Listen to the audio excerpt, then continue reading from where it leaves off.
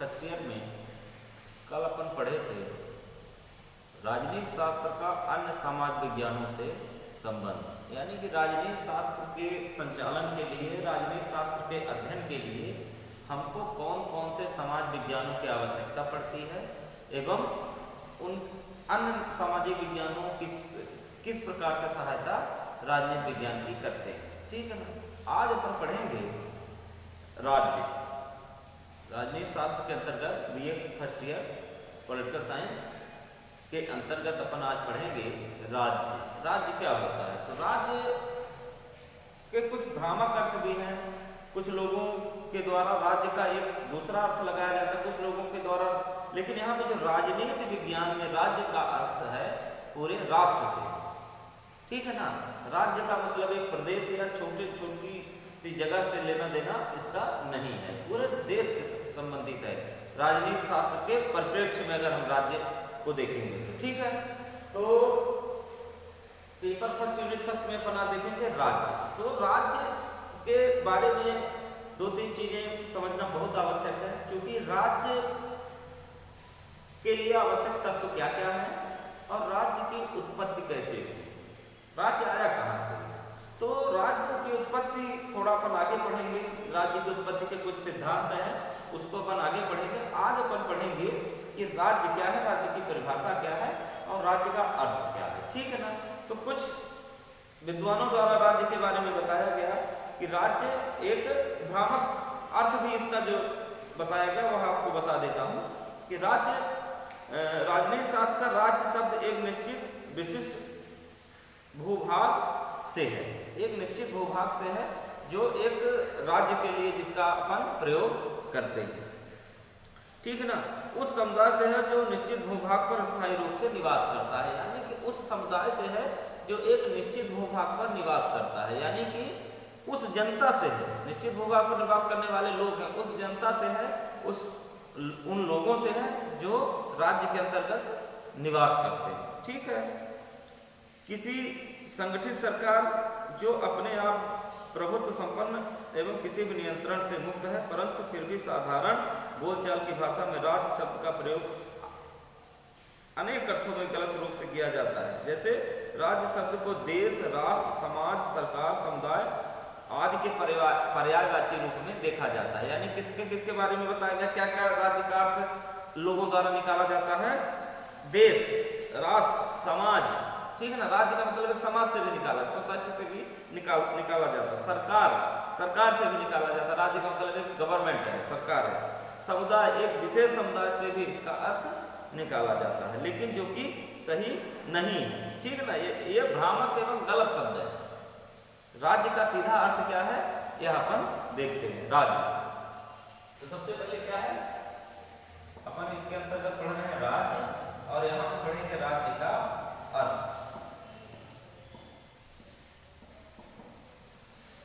राज्य का अर्थ है, और राज्य का अर्थ में सबसे प्रमुख चीज देखते हैं कि राज्य होता क्या है। तो राज्य अंग्रेजी शब्द के स्टेट का हिंदी अनुवाद है, अंग्रेजी शब्द के स्टेट का हिंदी अनुवाद है। प्राचीन समय में यूनान के दार्शनिक राज्य के लिए पॉलिस और प्राचीनतम रोमन दार्शनिक सिविटास, पॉलिस और सिविटास शब्द का प्रयोग करते थे। इन दोनों ही शब्दों का अर्थ उस समय नगर एवं राज्यों से था। ठीक है ना। ट्यूटन जाट राज्य के लिए स्टेटस शब्द का प्रयोग करती थी और स्टेट शब्द इसी स्टेटस से बना है। राज्य के अर्थ में स्टेट शब्द का सबसे पहले प्रयोग इटली के महान विचारक मैकियावेली ने अपनी पुस्तक प्रिंस में किया था, जो कि 1514 में प्रकाशित हुई थी। यानी कि इस राज्य का अर्थ सीधा सीधा यह है कि राज्य का अर्थ है स्टेट। ठीक है ना। क्योंकि आज का जो राजनीति शास्त्र में जो चीजें अपने को देखने को मिलती है, आज जो हमारे समाज में देखने को मिलता है राज्य का अर्थ, वह एक स्टेट से लगाया जाता है। ठीक है ना। एक स्टेट, अब स्टेट जो यहाँ पे राज्य की परिभाषा दी गई है वह पूरे स्टेट का मतलब पूरा देश, पूरा राष्ट्र। लेकिन आज जो हम देखते हैं, जो हमारे संविधान में जो राज्य का अर्थ बताया गया है वह एक राज्य तक सीमित किया गया है। ठीक है ना। एक स्टेट तक सीमित किया गया है। ठीक है, तो कुल मिलाकर के यहाँ पर अपने को भ्रम में नहीं पड़ना है। यहाँ पे राजनीति शास्त्र के परिप्रेक्ष्य में राज्य आता है, कहीं पर भी आता है, तो आप उस राज्य का अर्थ क्या लगाएंगे? स्टेट लगाएंगे, ठीक है ना, यानी कि पूरे देश से लगाएंगे, पूरे राष्ट्र से लगाएंगे, उस निश्चित भूभाग से लगाएंगे जिस पर जनता निवासरत है, निवास करती है। और राज्य शब्द का सबसे पहले प्रयोग किसने किया था, यह भी देखने वाली बात है। तो राज्य शब्द का सबसे पहले प्रयोग किया था? इटली के राजनीति शास्त्री मैकियावेली ने, ठीक है, अपनी पुस्तक जो कि 1514 में प्रकाशित हुई थी, ठीक है। तो ये हो गया आपका राज्य का। अब अपन देखेंगे राज्य की परिभाषाएं, विभिन्न विद्वानों द्वारा राज्य की परिभाषाएं दी गई, ठीक है ना।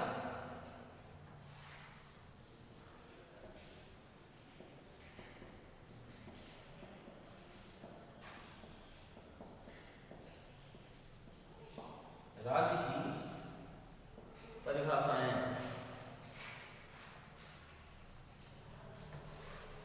ठीक है।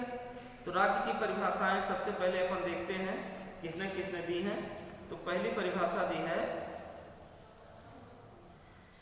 बर्गेस ने। किसने दी है? बर्गेस। यहां पे लिख देता हूं,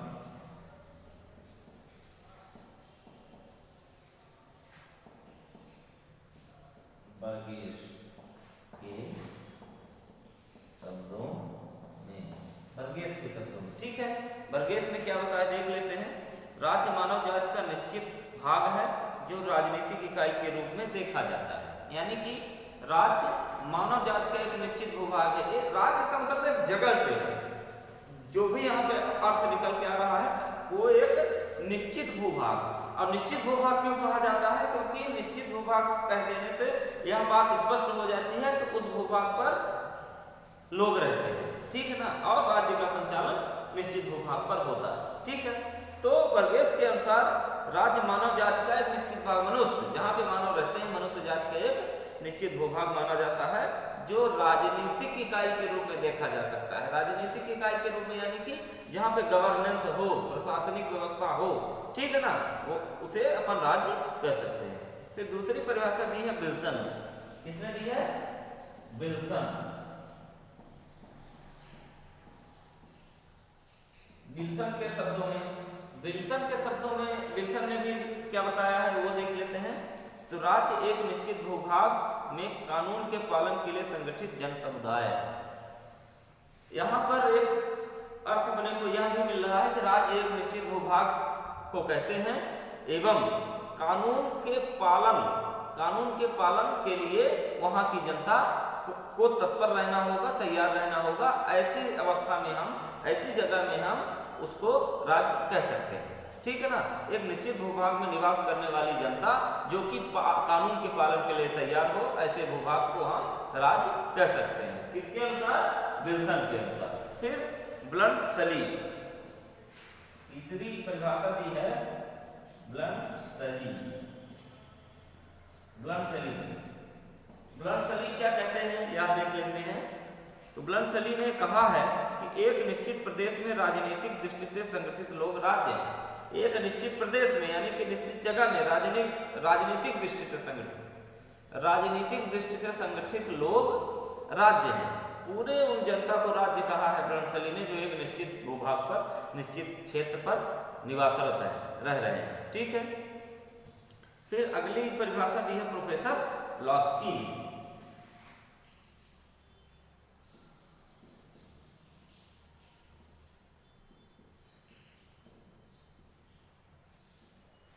प्रोफेसर लॉस्की ने अगली परिभाषा दी है। लॉस्की क्या कहते हैं यह भी देख लेते हैं। तो राज्य एक प्रादेशिक समाज है जो सरकार और प्रजा में विभाजित होता है और जो अपने निश्चित भौगोलिक क्षेत्र में अन्य सभी समुदायों पर सर्वोच्च सत्ता रखता है। यानी कि ब्लंट सली ने राज्य को दो भागों में विभाजित कर दिया है। किसमें? प्रादेशिक समाज और सरकार, यानी कि जनता और सरकार। ब्लंट सली के अनुसार राज्य वह निश्चित भूभाग है जिसमें जनता निवास करती है, जनता रहती है, लेकिन दो पार्ट में है। एक जनता हो गई और एक गवर्निंग सोसाइटी हो गई, जो प्रशासनिक व्यवस्था में रहते हैं, जो राजनीतिक देखरेख करते हैं, राजनीतिक क्रियाकलापों में संलग्न रहते हैं, संलिप्त रहते हैं, ठीक है।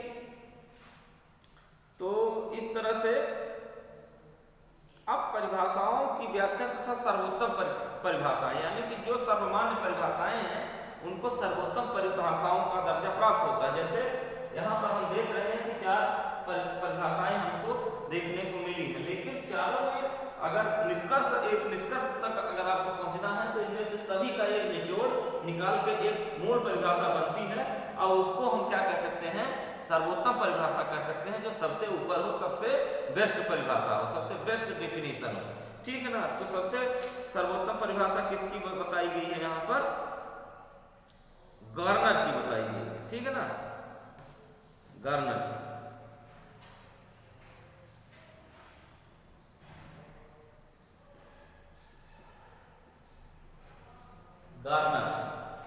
गार्नर ने क्या बताया है, इसको अपन देख लेते हैं। तो गार्नर ने बताया है कि राज्य संबंधी परिभाषा सर्वश्रेष्ठ है। उनके अनुसार राजनीति शास्त्र और सार्वजनिक कानून के विचार से राज्य ऐसे लोगों का समुदाय है जो साधारणतया बड़ी संख्या में हों, जिसका एक निश्चित भूभाग हो, पर अस्थायी अधिकार हो, जो बाहरी नियंत्रण से स्वतंत्र या लगभग स्वतंत्र हो, जिसकी एक संगठित सरकार हो तथा किसी आज्ञाओं का पालन अधिकांश जनता स्वभाव से करती हो। यानी कि बहुत बड़ी बात उन्होंने कही है, 3-4 चीजें उन्होंने जोड़ दी है। ठीक है ना, कि राज्य के लिए अब यहाँ पे एक चीज आपको समझा देते हैं।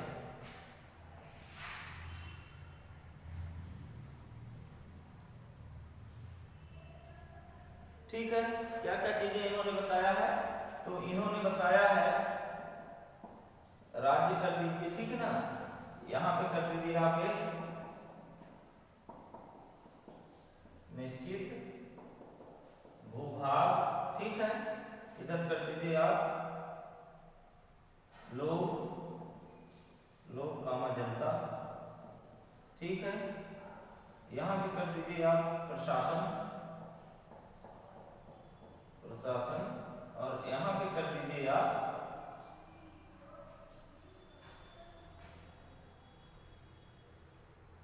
अपनी स्वेच्छा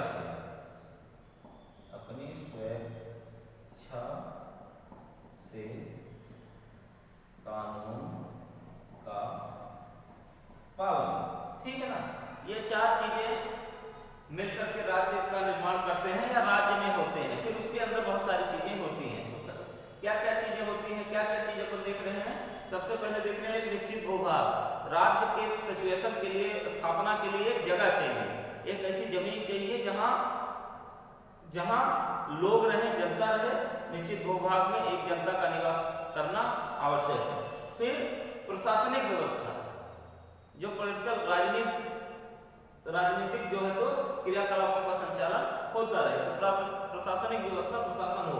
फिर लोगों की भावना कैसी होनी चाहिए, एक आदर्श राज्य में लोगों की भावना कैसी होनी चाहिए, तो आदर्श राज्य में लोगों की भावना होनी चाहिए कि अपनी स्वेच्छा से कानून का पालन, यानी कि लोगों द्वारा अपनी स्वेच्छा से कानून का पालन करते रहना चाहिए। इसका एक एग्जांपल मैं आपको बता सकता हूं कि अपनी स्वेच्छा से, मान लीजिए कि आप कानून अगर अपनी स्वेच्छा से मानते हैं तो आपको इसका सकारात्मक परिणाम, देश के विकास में आप एक सहयोग कर रहे हैं। जैसे मान लीजिए कि आप कहीं जहां रह रहे हैं तो वहां पे आप गंदगी ना फैलाएं। एक एग्जांपल मैं बता दूं, तो गंदगी ना फैलाने की विचारधारा कहां से आएगी, 2 तरीका है उसका, या तो कानून आपको जबरन आपसे नियमों का पालन करवाए, या अपनी मर्जी से आप कर लें। आज कोरोना काल में 2 चीजें हैं, या आप मास्क अपने से पहन लें या कानून के डर से पहने। तो विकास कहां, आदर्श क्या बात होती है यहाँ पर, आदर्श बात क्या है, आदर्श बात यह है कि अपनी स्वेच्छा से कानून का पालन राज्य में निवास करने वाली जनता को करना चाहिए। ठीक है, तो यहाँ पे गार्नर ने बताया है कि अपनी स्वेच्छा से जो है तो कानून का पालन करने वाले लोग पाए जाए। अगली बात यह है, इसमें एक बात और जोड़ी गई है। ठीक है ना, यहाँ पे मैं लिख देता हूं स्वतंत्रता। भी यहाँ पर, स्वतंत्रता से तात्पर्य है कि राज्य में जितने लोग हैं, जनता है, स्वतंत्र रूप से निवास करने का एक अधिकार उनको प्राप्त होना चाहिए। आदर्श राज्य वही। तो यहाँ पर जो परिभाषा अपने को देखने को मिलती है वह यही मिलती है, जो आदर्श परिभाषा है गार्नर द्वारा ये सारी चीजें मिलकर के राज्य का संचालन करते हैं, राज्य का निर्माण करते हैं, और इन्हीं चीजों को हम राज्य कह सकते हैं। ठीक है, तो अब राज्य, एक चीज और आप देख लीजिए कि राज्य के आवश्यक या निर्माण तत्व, राज्य के आवश्यक या निर्माण तत्व,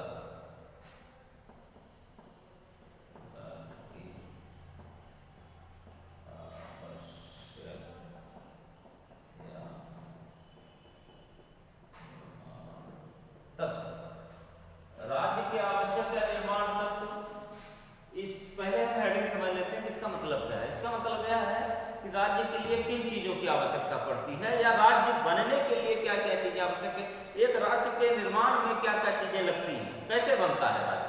तो इसमें चार चीजें बताई गई हैं। जनसंख्या पहला है, जनसंख्या, जनसंख्या, दूसरा है निश्चित भूभाग,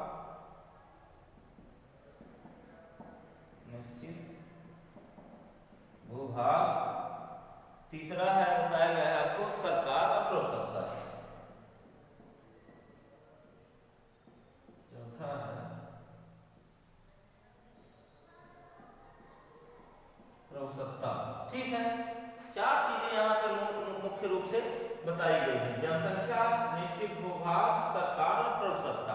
अब यहाँ पे अपन देखते हैं, एक एक चीजों को समझ लेते हैं तो हमको पूरी चीज समझ में आ जाएगी। तो पहली चीज क्या है, जनसंख्या। जनसंख्या जैसा कि हम पढ़ चुके हैं कि लोग, जनता, राज्य में निवास करने वाली वह जनता, तो जनसंख्या कहला गई। फिर दूसरा निश्चित भूभाग, जनसंख्या रहेगी कहाँ, तो जनसंख्या एक निश्चित भूभाग पर रहेगी, जगह पर रहेगी। जहां हम आप खड़े हैं एक निश्चित भूभाग है, अलॉट है हमको, ठीक है ना, तो एक निश्चित भूभाग।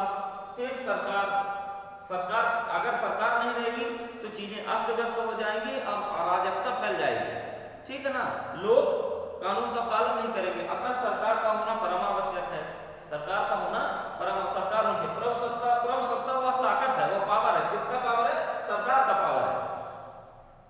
सरकार के पास अगर प्रभुसत्ता नहीं है, सरकार के पास अगर शक्तियां नहीं है, भले सरकार का संगठन हो गया है, तो सरकार किसी काम की नहीं है। अतः यहाँ पे यह देखना जरूरी है कि सरकार होनी चाहिए और पावरफुल सरकार होनी चाहिए, ठीक है ना, सरकार के पास शक्तियां होनी चाहिए, ठीक है। तो इन चार चीजों से मिलकर के क्या बनता है,